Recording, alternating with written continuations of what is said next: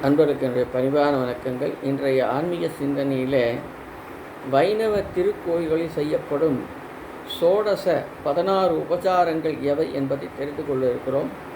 1. கை அலம்ப நீர் அளித்தல். 2. திருவடி அலம்ப நீர் அளித்தல். 3. மும்முறை மந்திர நீர் அருந்த அளித்தல். 4. ஆசனம் அளித்தல். 5. நீராட்டம். 6. பரிவட்டம் சமர்ப்பித்தல். 7. நறுமணப் பொருள் இடுதல். 8. மலர் சூட்டுதல். 9. நறுமண புகைவாடை சமர்ப்பித்தல். 10. திருவிளக்கு ஆட்டுதல். 11. தலிகை கண்டருள பண்ணுதல். 12. கற்பூர ஆரத்தி எடுத்தல். 13. கவரி வீசுதல். 14. விசிறி வீசுதல். 15.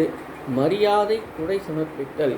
16. தட்டொலி கண்ணாடி காட்டுதல் என்பதை சோடச உபசாரங்களாக வைணவத்திலே கூறுவார்கள். நன்றி.